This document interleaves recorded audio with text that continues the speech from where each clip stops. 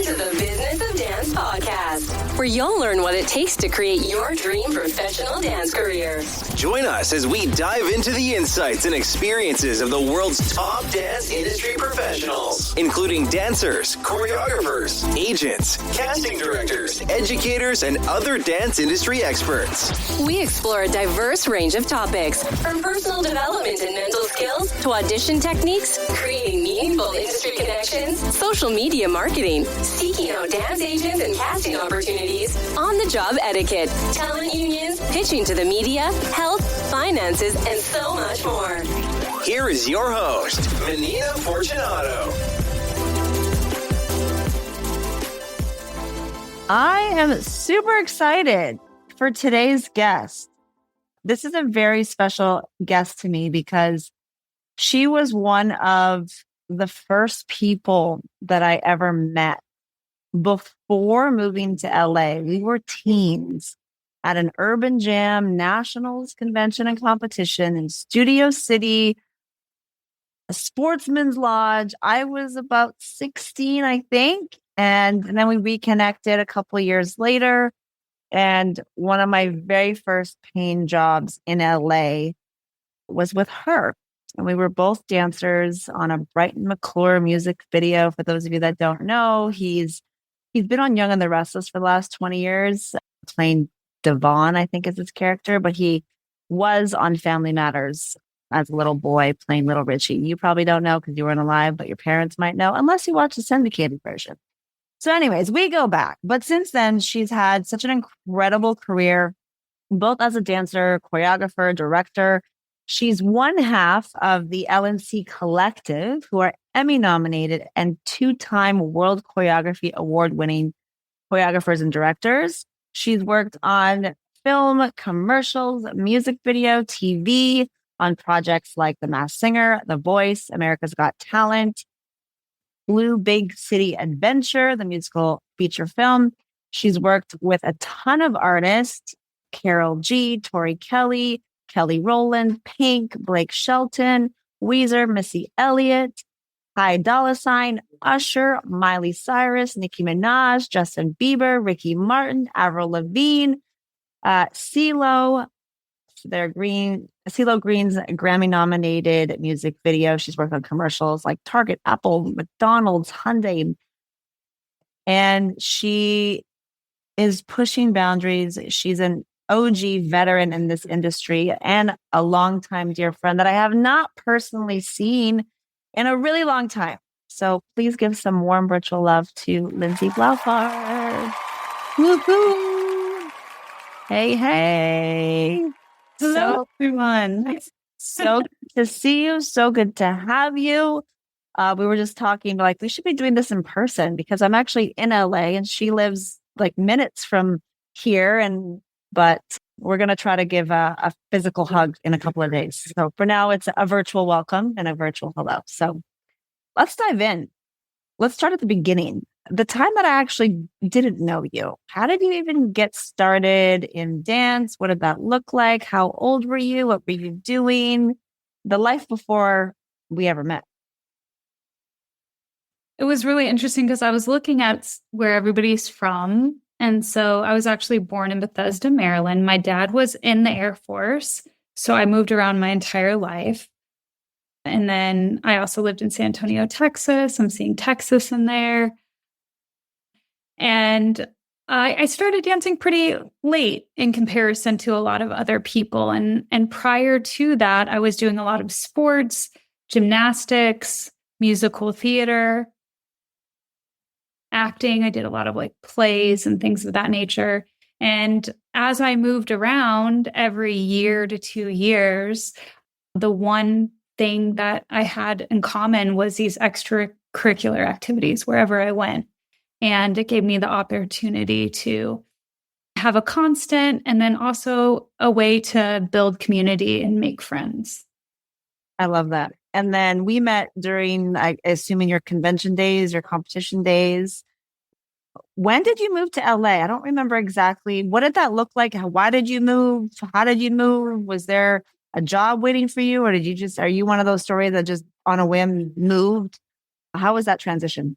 Yes. Okay. So since I started dancing a little bit late, I realized I was like acting, gymnastics, everything that I love to do to me was consolidating it into dance, because I was like, dancing is acting, and dancing is being an athlete, and dancing is being an artist. And, I always feel like dancers are also stylists and makeup artists, and because we always have to do all our own stuff. So probably, I think around the age of 15, I started training with a crew, breaking and going and battling.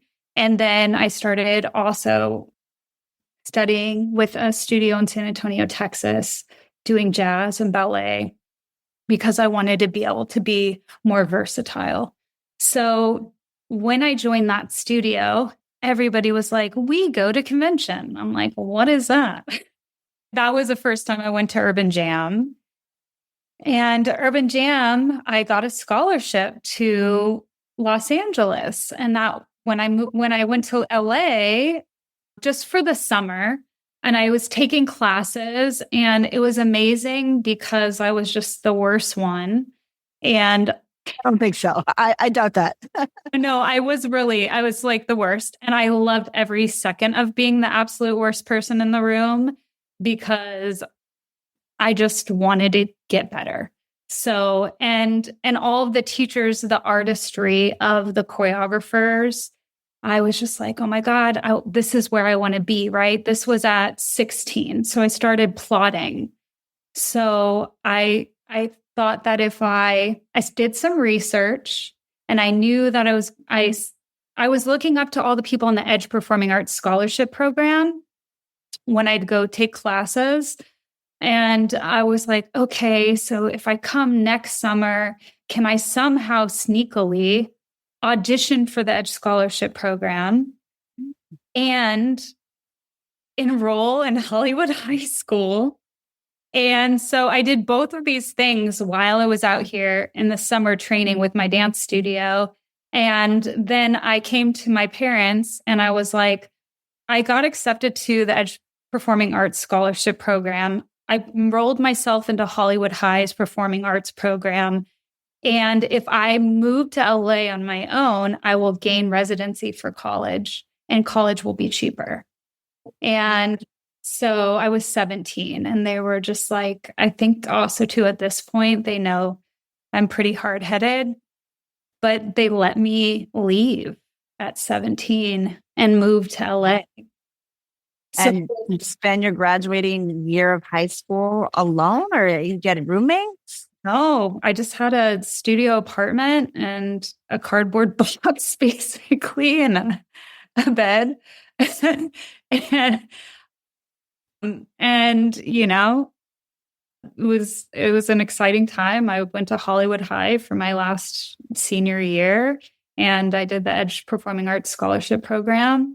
And I look back and I can't believe my parents actually let me move out here. That's a bold move. I mean, I know I have one mentee who did move out to Southern California last year as well at 17, did her high school, like independent study though, I think is what, or homeschool or something. And her parents let her go as well. So that's in our generation, I didn't hear of that. Like, and then how did you support yourself? Like, were you working, or were your parents sending you money or paying for your bills, or? Well, a few different things. Before I'd left home, I had started choreographing for like Tejano bands and different singers and stuff in San Antonio, Texas before I moved. So I had already had quite a little like savings account. Smart. And then I also did bar mitzvahs. I actually have a funny story about that. That's how I met my husband at a bar mitzvah. Oh my God. Yeah, that's probably how I know him.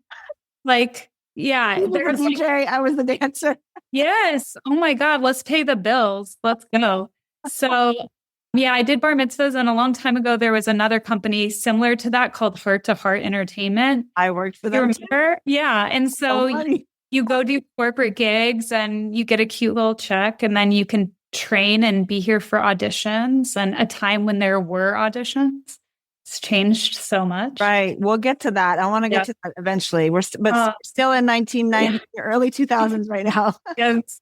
Living our best life without smartphones. Right. Or Yes. social media. Yeah. So that, and then I think if I remember correctly, I got like a very small stipend from my parents. I think maybe at the time, my mom gave me like $500 a month or something. Cause I think back then my studio apartment was maybe like $400 or something a month. That's amazing. Yeah. Mine was $375 for my room. Yeah. You don't get you a closet anymore. Yeah. So, and then cause I was also still in high school. Yeah. So, but a lot of like cereal, eating and. Were you a ramen noodle kid? Ramen, cereal, we know a lot more about health these days. Right. Yes, no, totally. But so very humble beginnings, humble beginnings such a bold move at 17 to go to a new city like LA on your own, Edge Scholarship. Dancers, if you don't know what that is, Edge was a studio that unfortunately had to shut down during the pandemic, but they were on for decades, and the best of the best used to train there. And I too got a scholarship to the Edge through Urban Gem as well at 16. And that was my first introduction to LA as well, where I was like, whoa, this is where I want to be. And so it's so kind of funny that we kind of had similar journeys, but not really, but cross paths. Okay. So now you're in LA, you finished Edge Scholarship program. Then what? What happened there? What I will say, do you remember the elevator that went up to the second floor in the Edge Scholarship program? Yeah.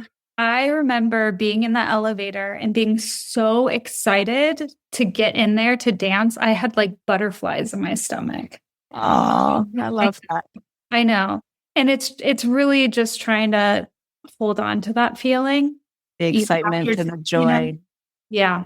Yeah, 100%. And then you open the elevators, it smells like sticky feet.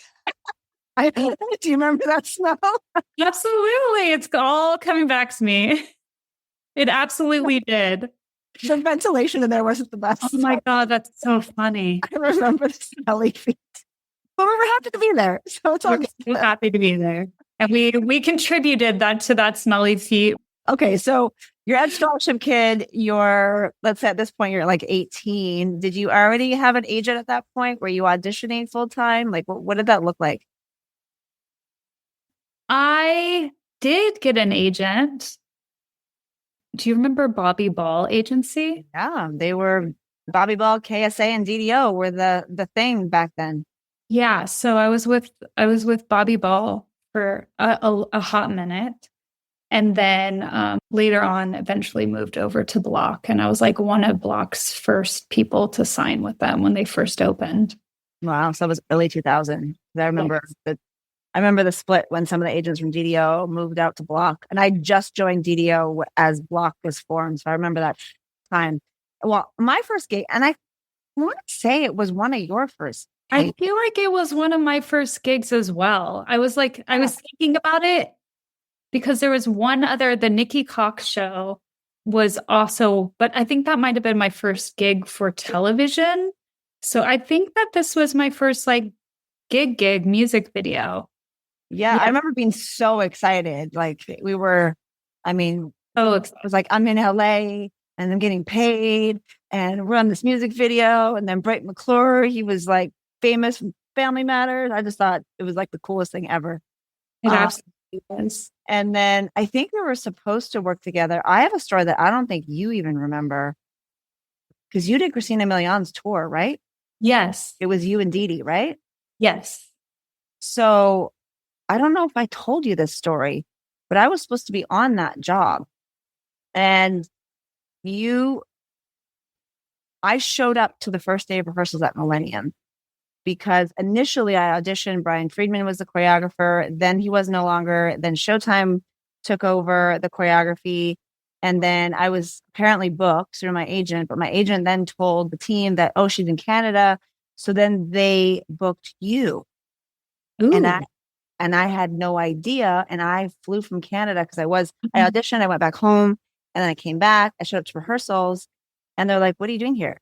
And I'm like, coming to rehearsal? And they're like, we replaced you. They're like, we thought you were in Canada. I was like, I was, but I flew down for this. And they're like, sorry. And I stayed for one day of rehearsal. I don't know if you remember that, but yeah. And you were the dancer that they replaced me with. Oh my gosh. I feel so bad. No, I had no idea. No, but I don't know if I ever shared that with you. But I mean, you were there for a day, and I was in and out for like just the one day of rehearsals. We were at the Dome for a bit, and then we were at one of the other smaller rooms. But I remember Showtime and Christina and her mom let me stay to learn like AM to PM, and there was one other song I think I learned.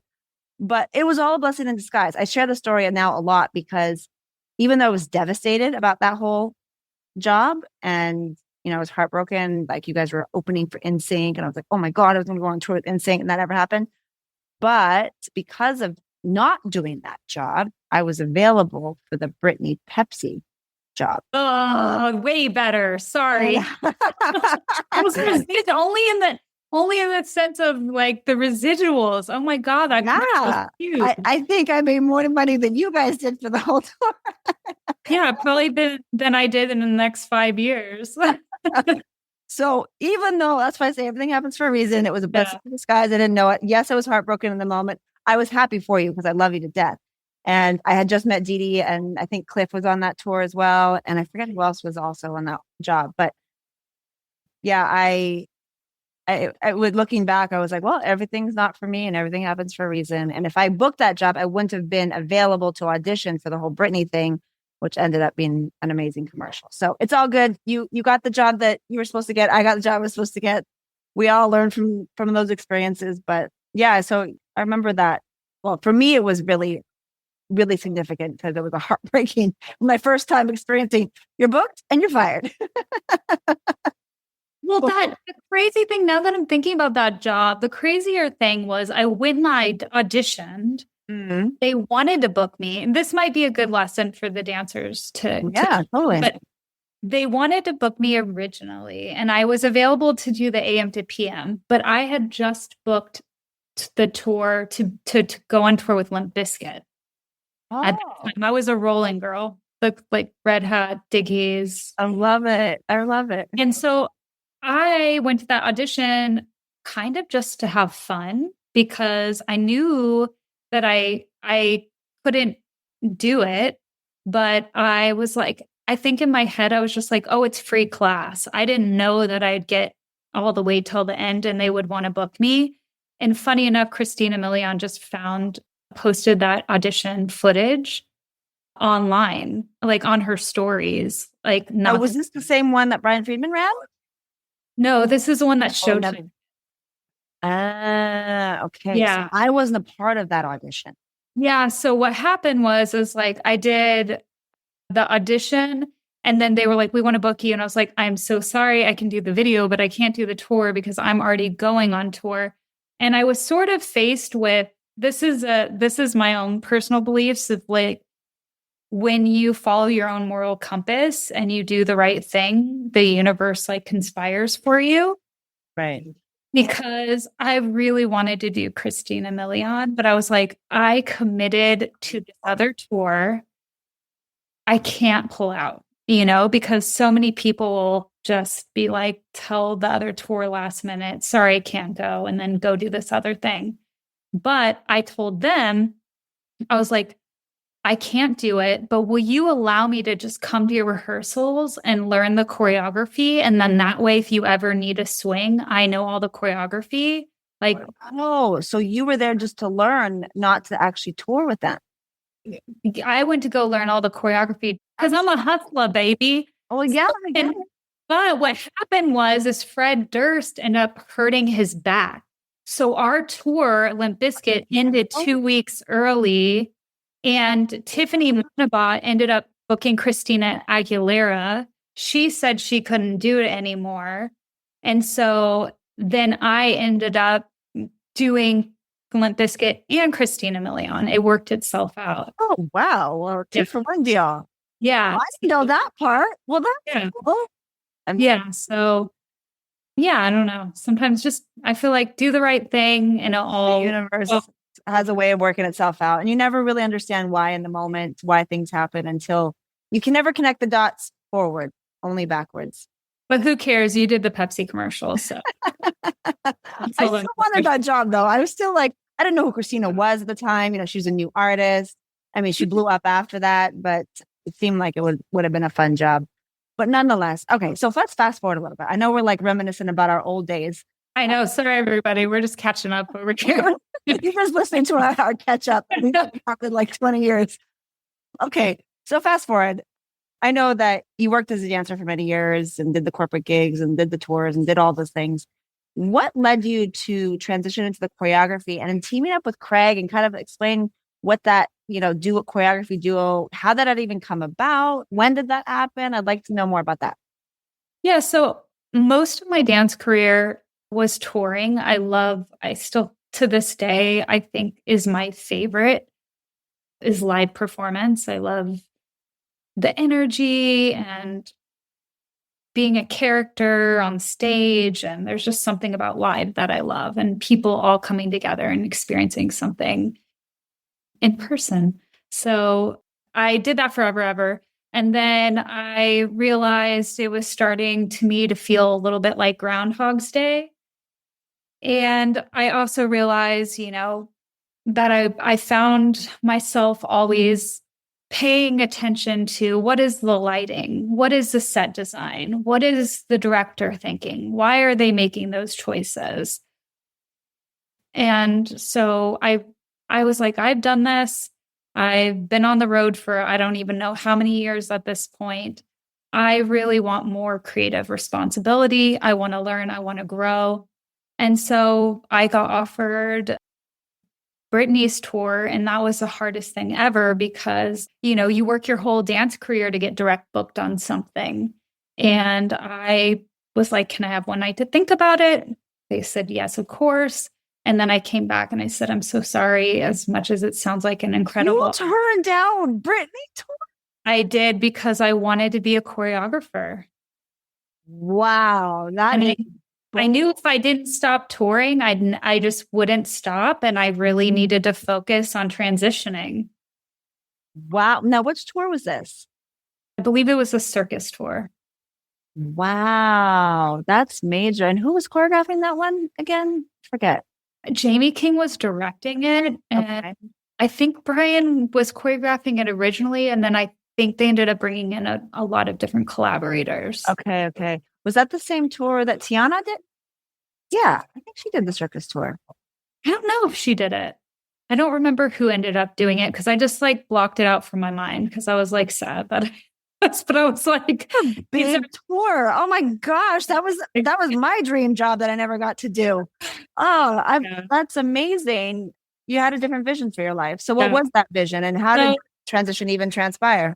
That transition was Craig and I used to teach class after each other, and I would go early to watch his class, and a lot of times would be moved to tears because I was just his creative brain and choreography is just incredible. And I always felt super inspired. And then he would come early, to watch the end of my class. And one day we were just should we just have one long class, combine our classes and let's just collaborate and make something up? And we did. And he came over and we started off by just joking around, but we were like, wait, this is actually pretty dope. And then I was just hooked because I was collaborating is just so much more fun, and we both had a similar style as far as liking to be storytellers and quirky and kind of out of the box and a little weird, but still a little hip hop. And so, I asked him, I said, do you want to start teaching together? Because this is a lot of fun. And he was like, sure. So then we started just teaching together. And then I was like, do you want to be a choreography duo? Because this is just feeling very organic and I'm really loving our work together. And he was like, yeah, let's do it. So we didn't really have any we didn't really have any work to show. So before people started doing concept videos, I hired Cloud Daniel Campos. Oh, wow. To shoot it. And like AJ, Galen Hooks, Jillian. You got some OGs in your, these are dancers that you're choreographing on? Yeah. So I made a little dance short film, like before people were making concept videos. And, you know, we styled it and had concepts. And I was like, this is, since we don't have anything, this is what we'll show people to try to get work. So flash to, you know, Avril Lavigne asking me to be in her band, which is a whole different story. That was the first. Cool. Yes. Play an instrument? Am I not aware of another talent? No, I joined a songwriters band as a one-off, which is interesting. Sometimes things aren't linear, and sometimes you end up going in the back door in a different way. So just kind of follow your heart. And as Childish Gambino says, follow the fun, which I like to say. So he asked me, his name is Butch Walker. He's an incredible singer-songwriter, has written hits for Avril and Pink and all these different people. He asked me to be in his band. And I was just like, okay, I'm not a great singer, but he's like, I'll teach you the harmonies. I got you. Don't worry. So he works with me. I learned these harmonies. I learned to play the tambourine. It's very like Windy Lisa, me and this other girl. And the music sounded very David Bowie-esque. It was very theatrical, very fun. Avril came to one of the shows. Avril was like, I'm looking for 2 girls to be in my band. Will you audition to be in my band? And I originally said no.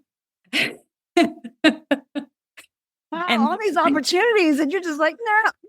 No, I'm a yes person. I'm a yes person, but it feels right.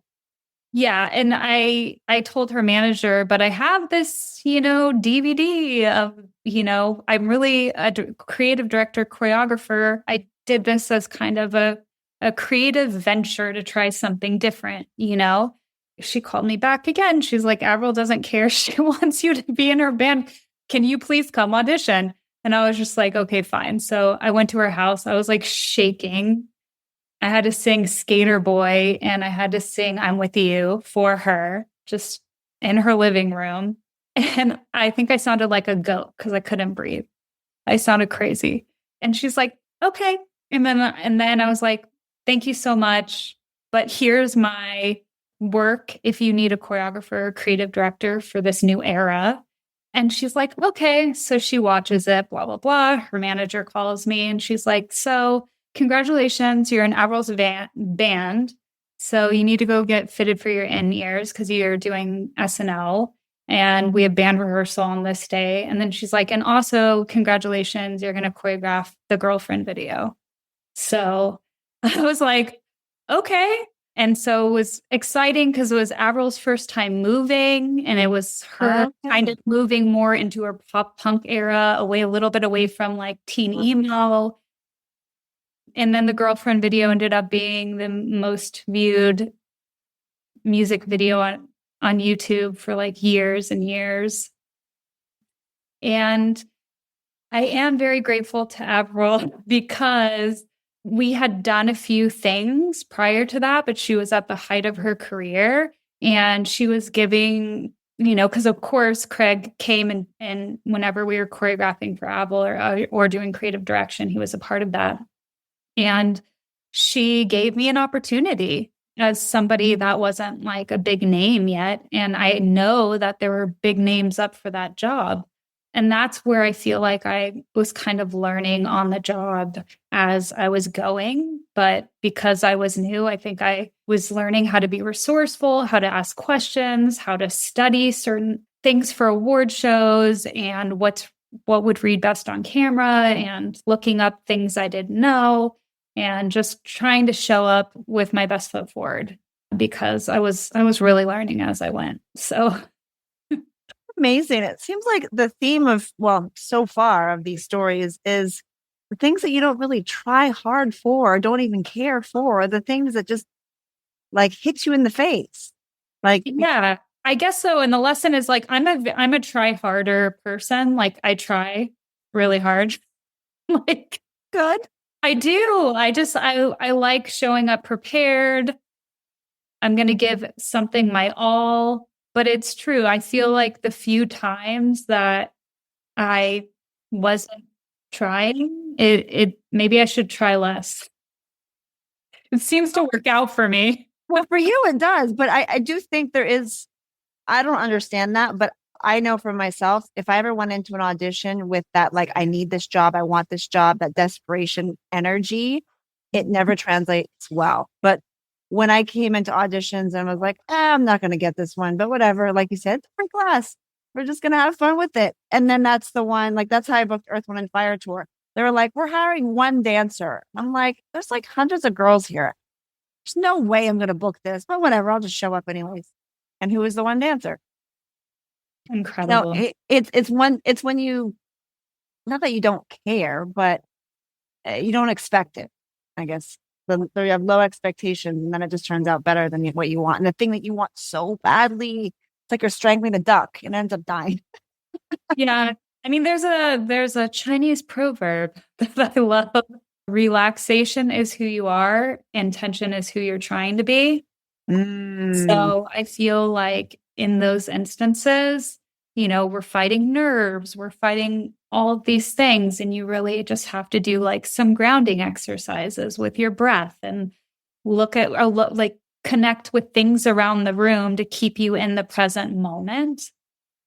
And then, I like to tell people, either treat it like a free class or pretend you already have the job. It's already yours. It's just your job to keep it. Yeah. So otherwise, a lot of times we just get in our own way when we're just relaxed and enjoying ourselves. That's when I think we can do our best work. No, I agree with that totally. Now, let's talk about the choreography work that you have done with Craig. And you've been Emmy-nominated, World Choreography Awards. What were you nominated for? What was the World Choreography for? What are some of your favorite choreography jobs? Let's talk about the work itself. Yes.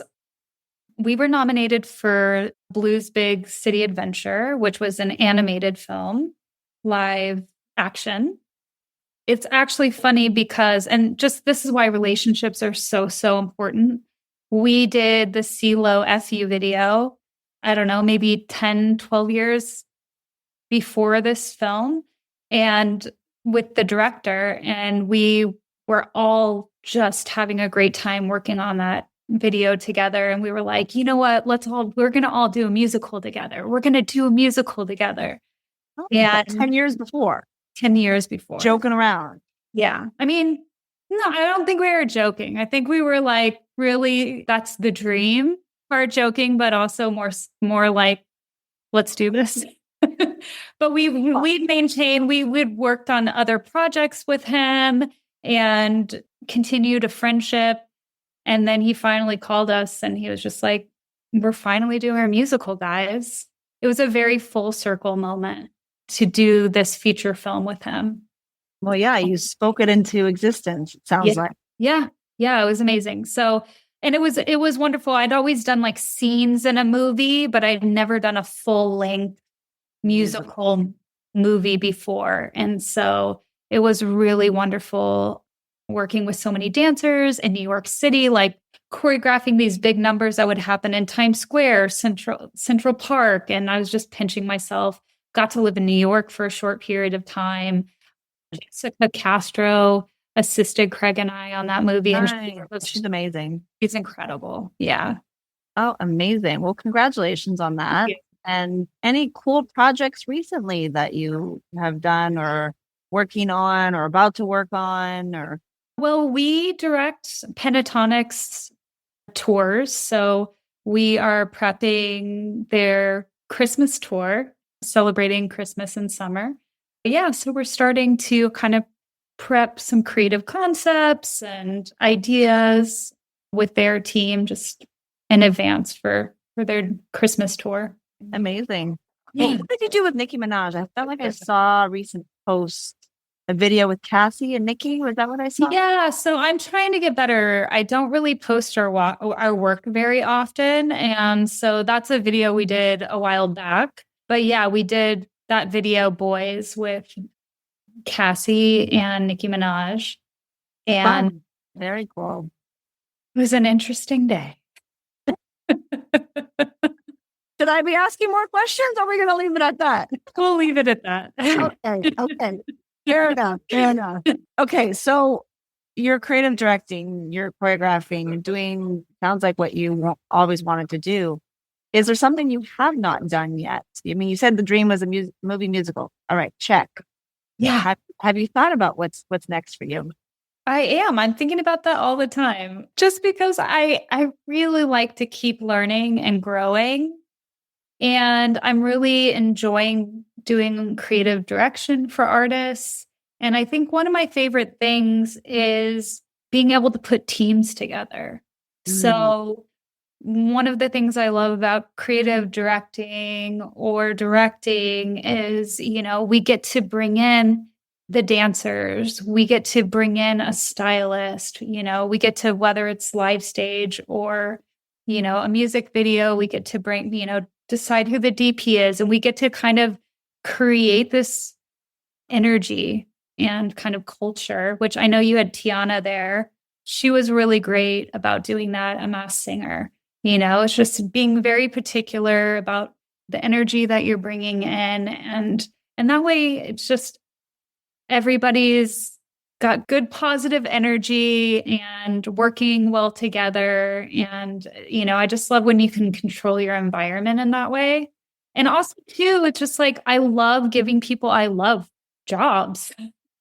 Yeah. When you're a creative director, you're hiring a whole team. Yeah. Do you want to just quickly explain for those that don't understand what really is the role of a creative director? I know you just kind of touched on it a little bit, but what is a creative director in your mind?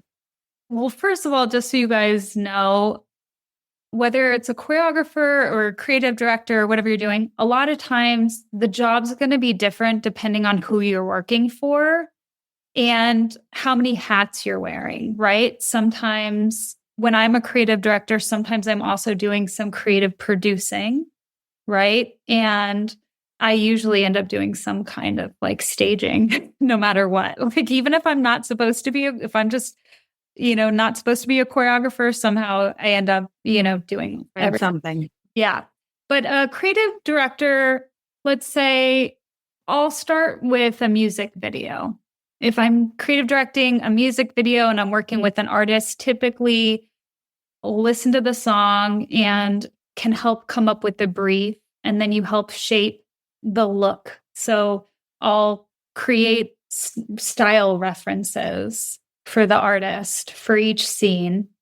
Say if there's dancers, there's not dancers, like there needs to be a car from the 1950s, and basically helps shape the visuals. And again, sometimes like bringing in, be like, oh, like we should use this stylist because they're going to be able to accomplish this look and feel. And sometimes even as a creative director, you'll bring in, a choreographer, or say, I'm going to choreograph it because I can and I understand what needs to be.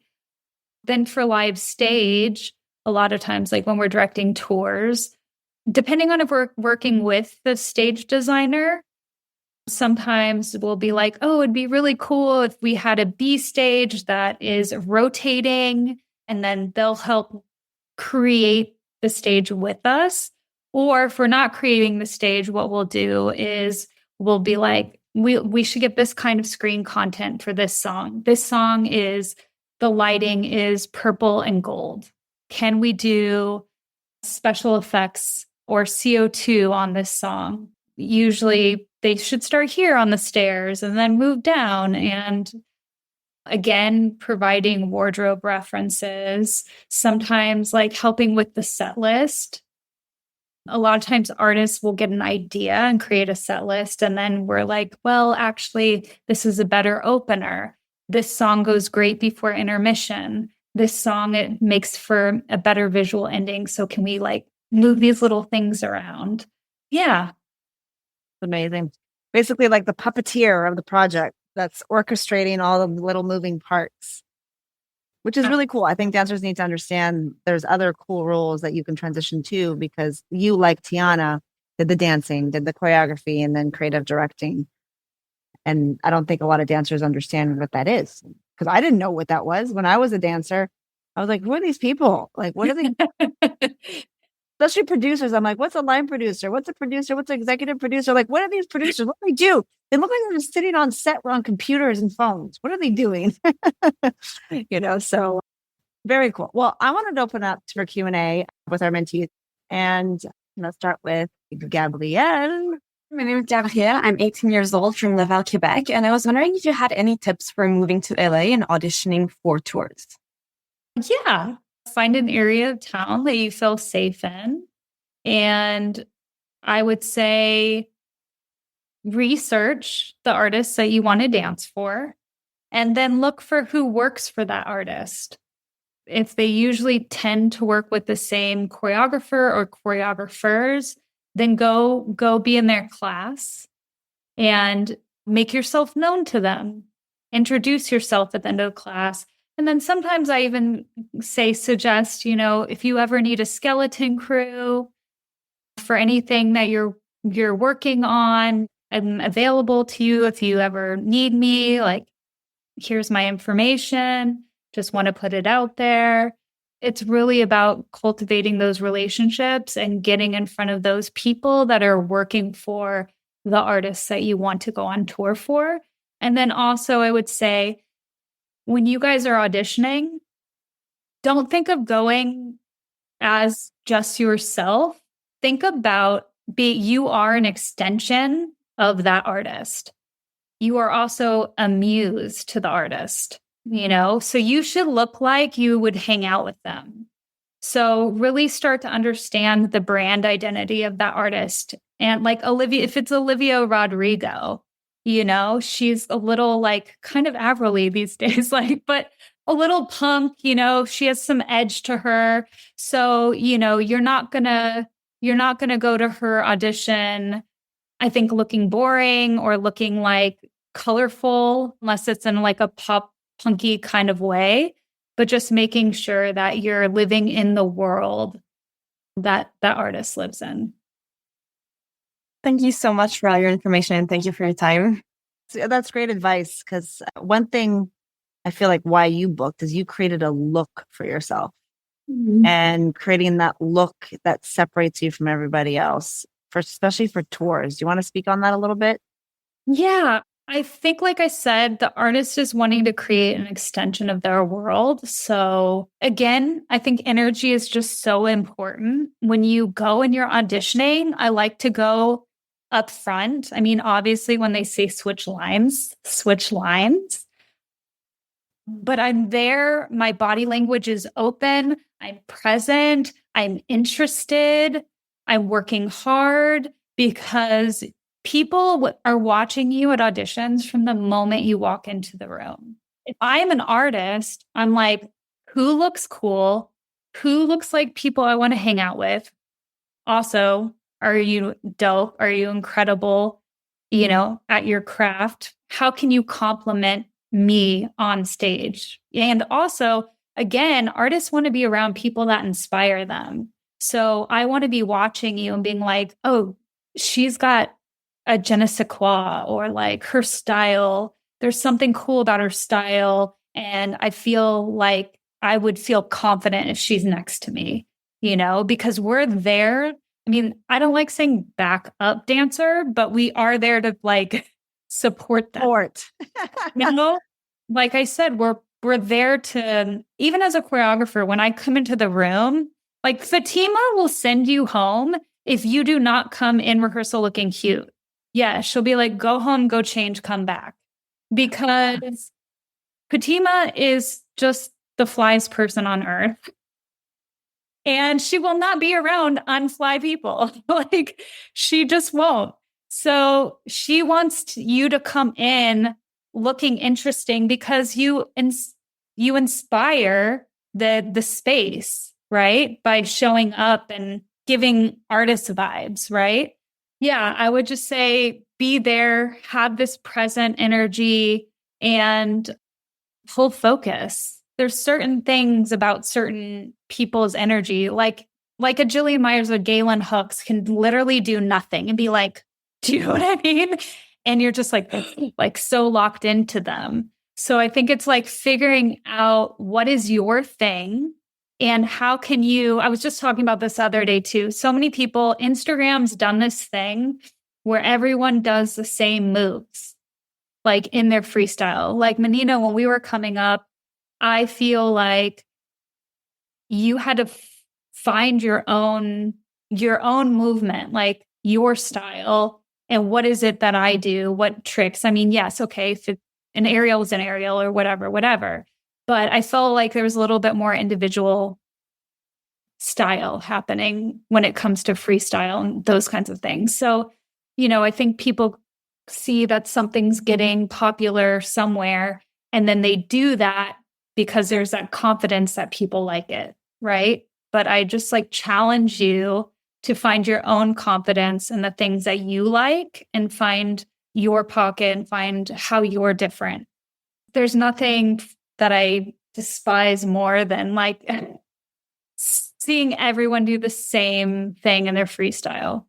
I want people to bring ideas. I want people to bring uniqueness. I want to be doing some movement and being like, oh my God, look at the way Marissa is doing it. Like, I love that. Okay, do it a little bit like that. Like I said, you're kind of a muse for people in the room, whether it's the choreographer, the director, or the recording artist.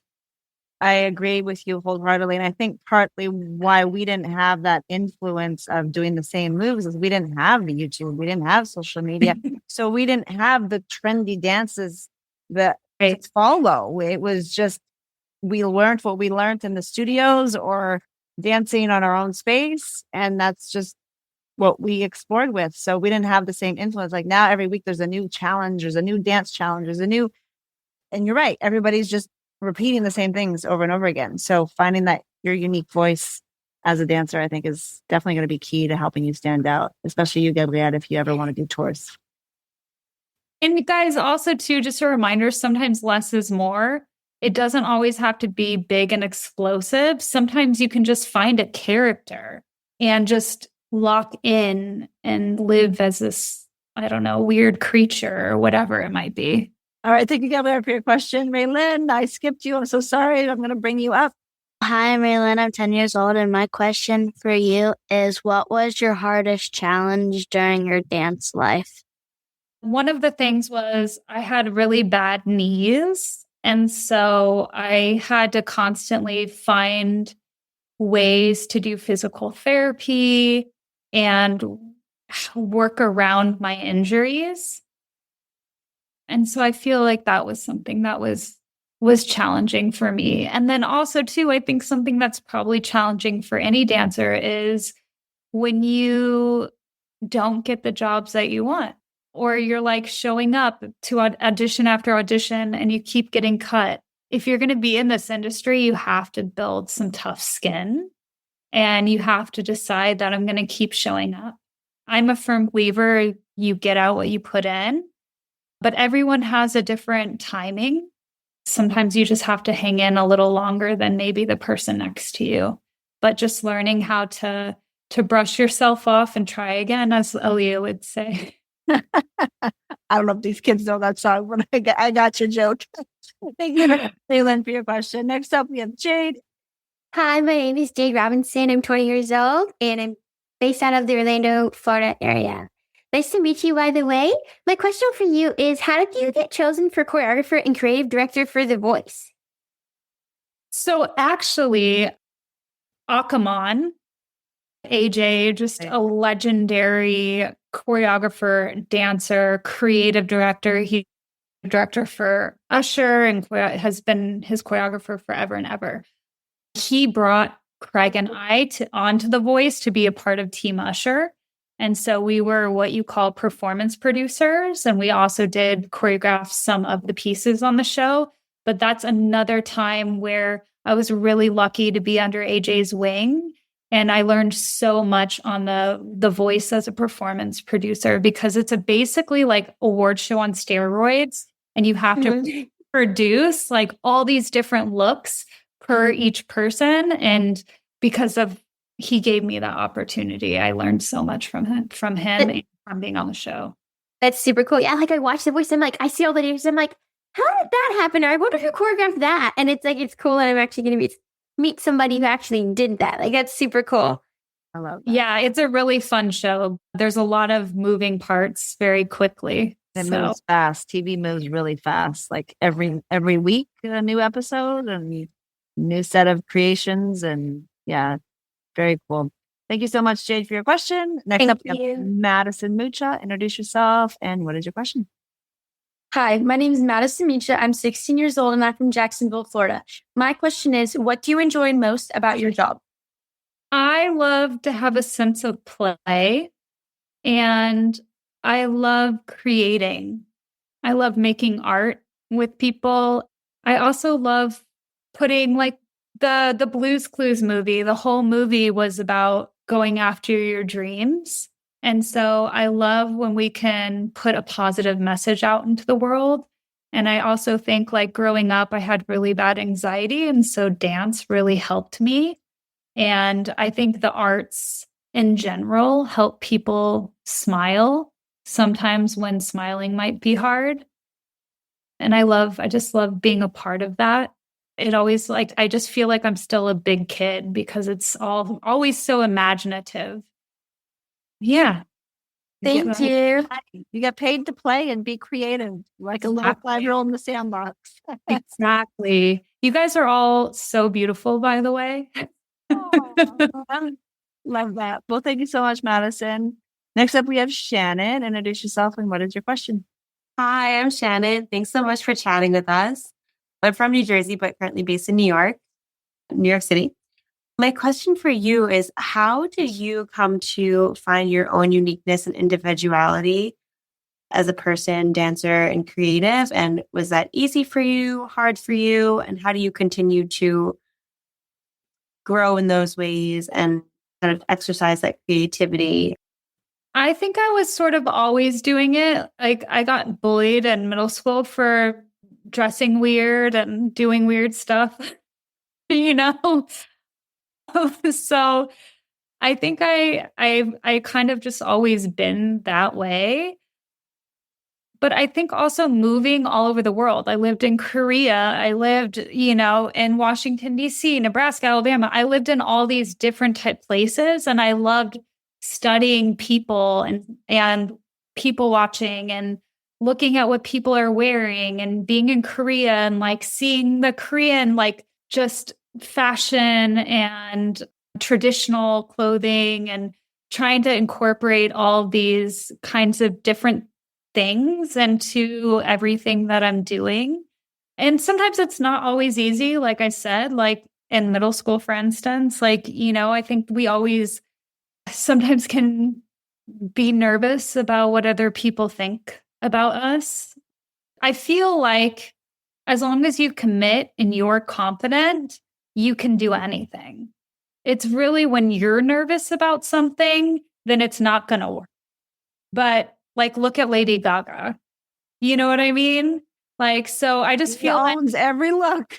Yeah, you just gotta own it. And if you own it, it can work.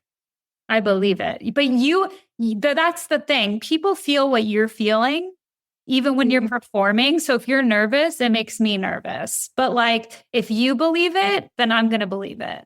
But so you have to ask yourself, do I believe it? You know what?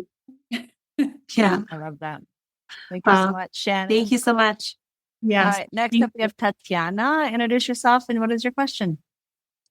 Hi, my name is Tatiana Holloway. I'm 19 years old and I'm currently located in Houston, Texas, originally from Mississippi. And my question for you is, as someone whose main goal is touring, commercial work, and TV, do you feel that relocating is essential? Oh, so good question.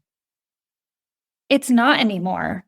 However, I think if you're still training in your training phase, I think it is good to go places where you can train, whether it be New York or LA, and also make those relationships, because I know a lot of people that lived somewhere for a long time, have a lot of relationships, and then move to Nashville.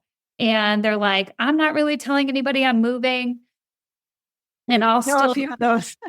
Yeah, right? Yeah. And I'll do some self-tapes, and if there's an audition, I'll flight back, you know what I mean? And especially with Zoom and technology and all of these things. And also a lot of auditions are self-tapes these days. So that does say that you can be anywhere. So the answer to your question is yes. Nowadays, you can be anywhere and still do it. But I do recommend going to the place if you want to do theater, going to New York, training there, making connections, relationships, and then potentially relocating somewhere, I think would be my advice. But there's also a lot of great training in Atlanta and all these other cities and a lot of talented people everywhere. So yeah, I think at the end of the day, it always comes down to how bad you want it. And like, if you don't live in a hub of entertainment, how can you continue to show up and be seen? And also, again, like with Instagram, as much as I hate to say it, you could be like, an influencer. No, but for instance, like there's a Robbie, he's a choreographer. Doechii found him because of his concept video that he put up. And Doechii is awesome because he hadn't done much stuff. Like he was done choreography live work, but not like for a recording artist before. And Doechii there's always somebody who's going to give you your first gig. And it's amazing when that person sees you and believes in you and gives you that opportunity. But I was going to say, if you decide to stay somewhere and try to self-tape or fly for auditions, Instagram is your friend because you just would need to constantly be posting videos on Instagram, having current pictures, trying to get a bigger following. Because half the time I cast from Instagram, or someone might see you on Instagram and be like, ooh, she's what we're looking for, call her in or contact her. And that's the other thing on your Instagram. If you don't have an agent, make sure you have an email there where people can contact you and check it. Don't forget to check it. But yeah, that's why I always say all of your top pin things, have it be your best dance videos that show your versatility so that if anyone is casting and looking for you, it's right there. It's very easy because once they don't have a lot of time and if they have to scroll through 7 pictures of your cats and, some food pictures and then to get to them at the bottom, like they're going to move on to the next person. Well, thank you for echoing what I teach them all the time. We talk about that already. Having your 3-pin post, having your demo reel at the top, maybe a carousel of all your industry photos, and then your favorite or latest cool dance video, and rotate them out depending on the job that you're being considered for that week. But yeah, you're right. They don't have time to scroll through the cats and the dogs and the food and the travel and all the things that might be on your feed. So it's the online resume of today. It's we didn't have that in our prime days of dance, but it's an exciting day and age, like where it's definitely changed. You don't have to, it's changed a lot. And I'd love for you, like I know we've had agents come on and they've kind of shared what the trends are and what's going on now with casting. As a choreographer, creative director, what are you doing? What are you seeing? Are you still doing the open calls? Are you doing the direct bookings? Are you doing what are you seeing on like boots on the ground right now? I would like to do an open call in the near future just because I don't teach as much as I used to. Like Craig and I used to teach once a week forever. And then we stopped teaching right before the pandemic. And then now we just do like pop-up classes, or I do like, there's some programs that will bring us in or for master classes or whatever. So I'd need to see some new faces, but Craig and I are the kind of people where we really don't like to waste people's time, and we're not going to have an audition just to show people that we're working. So I typically like to just direct book. And the way I cast is Instagram. if it's something we're choreographing and there's another director, I'm sending people's Instagram and they're approving them through Instagram. Yeah, sometimes I'll be getting a headshot and resume. And a lot of times people forget to put their height on their resume. And it's really tough because sometimes I'm looking for a bookend for someone, or the artist is really tall, so I need taller girls, or they're really short, so I can't have girls taller. So that's another thing that somehow people forget to do for some reason. So just make sure your height's somewhere on your materials. Yeah, no, just a lot of Instagram casting. And again, like I try not to have an audition if I don't have to. And so a lot of direct booking. Actually, one instance, 2 girls came to take Craig and I's class, and we were looking for 2 girls specifically for a tour that week. And I thought they were amazing, and they looked like completely different, but like yet worked so beautifully together. And I said, can you guys come outside? I took pictures of them, and then we booked them on the tour. And it was just from them coming to take our class. Wow. Being at the right place at the right time, for sure. The stars aligned for them. That's amazing. Yeah, that's what I keep hearing. I was just with MSA, GTA Block, and CTG the other day for the Hollywood Summer Tour, and they were saying they have had maybe 1 open call all year, and everything is being direct booked or a self-tape.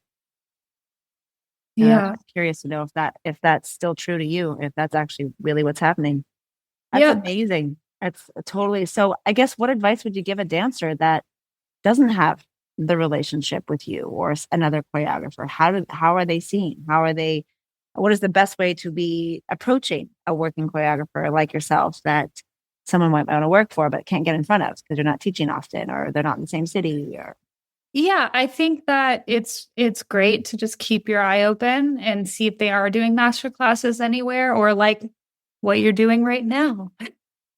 Yeah, guys, you just met Lindsey. You could send a DM afterwards and make that connection, because contacts equals contracts. But yeah, and I mean, there's a time and a place, and I think that it's always important to know how to read the room. But also, I think that if there's a choreographer and it's your dream to work with them, they may or may not see it, but you can always send them a DM and say, I'm a fan of your work and I would love to work with you. Like I said, if you are ever doing a skeleton crew, need someone to press play in the room, I'm even down to just be, a fly on the wall and help however I can.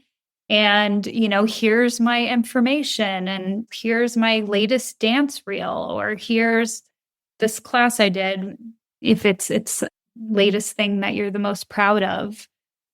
And if you feel like it suits like their style, again, be smart. Look at the people they're hiring. Look at what their style is that they do, and try to do, if you have something close to that, present that to them. Yeah, just don't be afraid to shoot your shot. Yeah, the only shot you miss is the shot you don't take. Thank you so much, Tiana, for your question. And one last question. We have Ella. Hi, my name's Ella Waits. I'm 19 years old. I'm originally from Phoenix, Arizona, but I'm currently located in Los Angeles, California. My question for you, I was really inspired by kind of your start on choreography. And I was wondering if you have any advice for dancers that want to choreograph. I know you're talking about the concept videos and everything, and also posting on Instagram, but if there's anything else we should be doing now. So you're interested in being a choreographer? Yes. Amazing. So are you creating already, like pieces? Yeah, I've been working on, I need to start actually posting stuff. I've been finishing out a program out here, and then that's my goal for this year. Yeah, I think it's just keep creating, and again, start to hone your voice. Okay. And, I love people that are versatile, because like Craig and I do a plethora of different things. But I also love when that it's someone's work. Like if I look at something and I'm like, that's Bob Fosse, like that's Paris Goebel, and like that's Robbie Blue. I love when someone, even Sonia Taya, like, you know that it's specifically someone's work. So I think work on being versatile, but then also work on how do people know that it's you? What is it? What makes it unique and different? I would say try to choreograph something every week. Okay. Because a lot of that distinct style also comes from musicality, and everyone hears music very differently. And that's a practice in seeing and understanding how you hear music and how you make that a part of your style. Okay, thank you so much. That's really helpful. Thank you.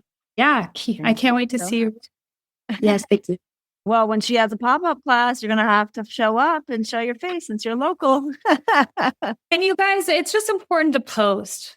We don't have to be perfect. I mean, I'm trying to take my own advice. Like, I'm trying to get better at it. But in this day and age, I think be intentional. I think sometimes people are just doing stuff to do it.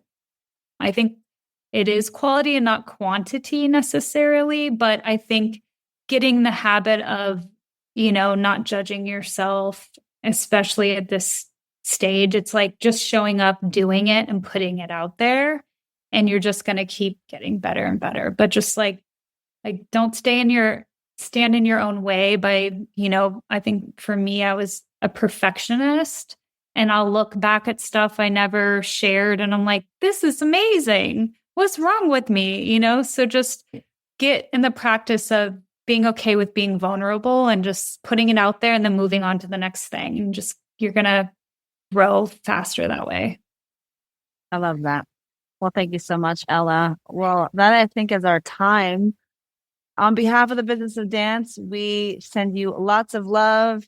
Send Lindsey your virtual hearts.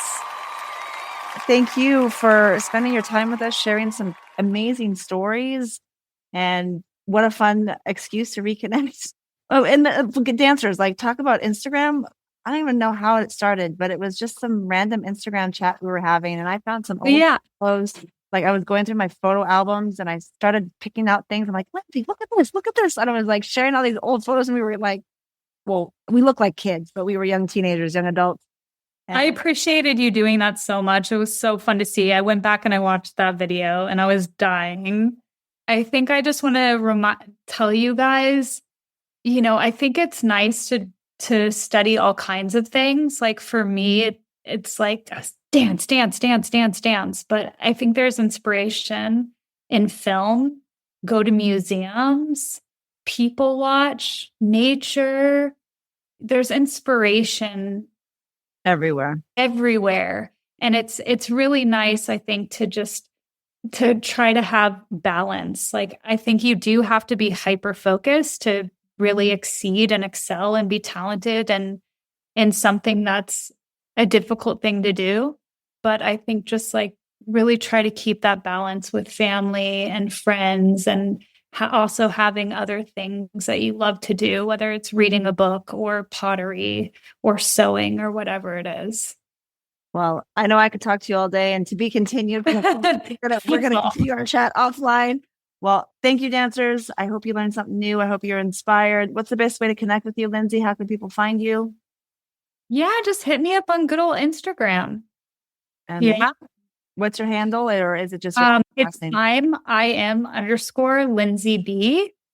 And then, from there you'll also see my CL Collective with Craig. We also have an Instagram as well.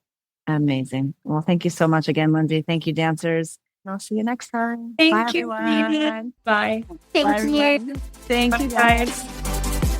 And that concludes another episode of the Business of Dance podcast. We hope you found today's conversation insightful and gained valuable knowledge. Be sure to join us next time for more inspiring interviews with top professionals in the dance industry. If you enjoyed today's episode, please subscribe to The Business of Dance on your favorite platform and take a moment to leave a review. Your feedback is greatly appreciated. This podcast is brought to you by the Business of Dance online mentorship program to help aspiring professional dancers create their dream dance careers. Thank you for listening. Until next time.